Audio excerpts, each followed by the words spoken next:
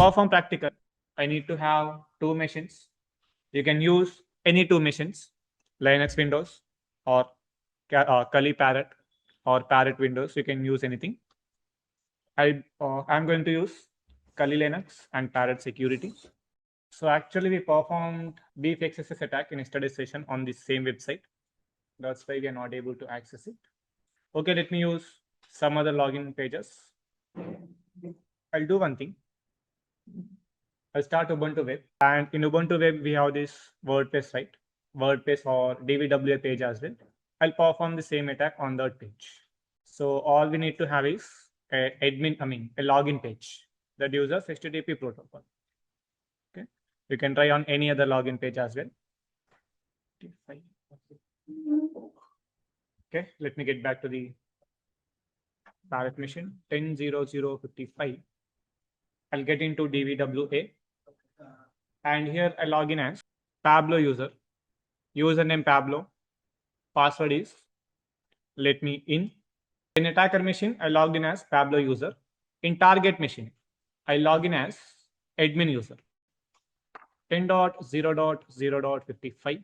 So admin password. So you can see this is my attacker machine where I logged in as Pablo, and this is my target machine where I logged in as admin. Now, the whole point of this practical is I need to steal the session of this admin user, and I need to configure that session in the attacker machine, that is Parrot machine, to get the access of admin user. Clear? Now, to perform that, I need to perform the man in the middle attack, because by performing MITM, I can capture the packet. In the packet, we'll be having the cookie value. I need to use that cookie value to steal the session of other user, right? So how can we perform MITM? Using what command used to, what tool I can use to perform MITM, man in the middle attack. Tool name, we discussed multiple tools. No, not beef, definitely not beef, not IP tables. See, we discussed 3 tools. Tell any one of the tool names. Man in the middle attack. What tool we used? Tool or command, whatever it is. No, we used command. No. So we used Arpspoof, BetterCap, EtterCap, right? Using 3 tools, we perform this MITM. So let us use Arpspoof. Of course, I can use any tool, but I'm going with Arpspoof. Sudo. Okay, we are already root user. So first thing, I need to enable packet forwarding, right?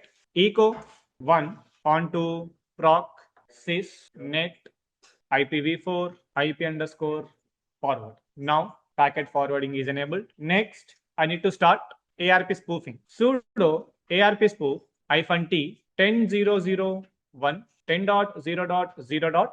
IP address of the target, that is 131. And in one more tab, sudo ARPspoof -t 10.0.0.131 10.0.0.1. So we already discussed about this. I hope you remember. So I'm telling my router that I'm telling my target that I am the router. I'm telling my router that I am the target.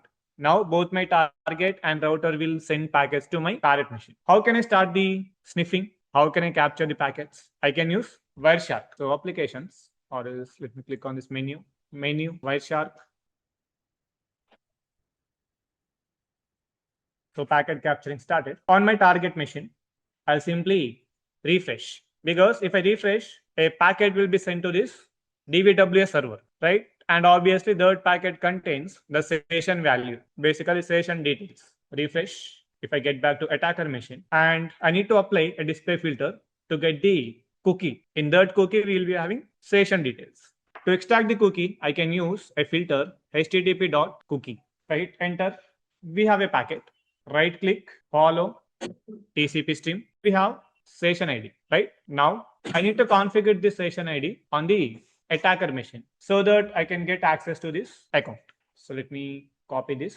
And to configure this session, I need to have a extension called session manager, right? For example, let me search for session manager extension for Firefox. Okay, let me do with some other extension. Instead of session manager, I'm going to use something called cookie manager. So that would be good. Cookie manager extension for Firefox. So this is how cookie manager looks like. So let me get back to this attacker account where Pablo user is logged in.